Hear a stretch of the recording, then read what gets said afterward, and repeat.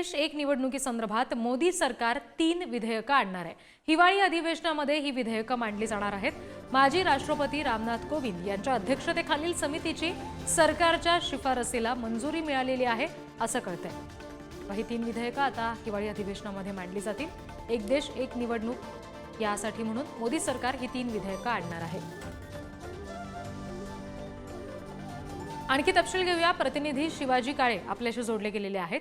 शिवाजी, ही जी 3 विधेयकं असतील नेमके काय महत्त्वाचे मुद्दे याच्यामध्ये उपस्थित केले जाऊ शकतात जे अधिवेशनामध्ये मांडले जातील? एक देश एक निवडणुकीसाठी एकत्र घेताना ज्या ज्या कायदेशीर अडचणी येणार आहेत आणि ज्या रामनाथ कोविंद यांच्या समितीने शिफारसी केल्या त्यानुसार आणण्यात येणार आहे। पहिलं विधेयक असणार आहे संशोधनात्मक एक विधेयक आहे। लोकसभा आणि विधानसभा निवडणुका कालावधी जो आहे तो संपवण्याच्या संदर्भात असणार आहे।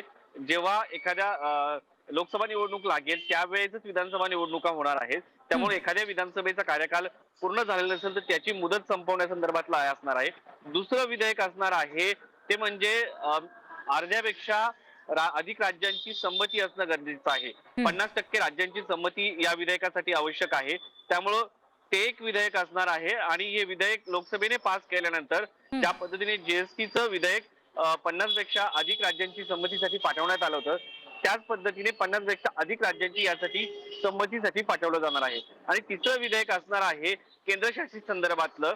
केंद्रशासित राज्यावरती केंद्र शासनाचं प्रशासन असतं आणि त्यासाठी त्यांची संमतीची गरज नसणार आहे। मात्र हे विधेयक मांडलं जाणार आहे। आणि एकंदरीत 3 विधेयक जे आहे लोकसभेत मांडले जातील, राज्यसभेची त्याला मंजुरी होईल, त्याच्यानंतर राष्ट्रपतीची त्यासाठी स्वाक्षरीसाठी पाठवले जातील। मात्र जी माहिती मिळते त्यानुसार हे विधेयक जेव्हा संसदेत मांडली जातील त्यामध्ये समितीकडे पाठवले जातात का हे देखील पाहणं महत्त्वाचं असणार आहे।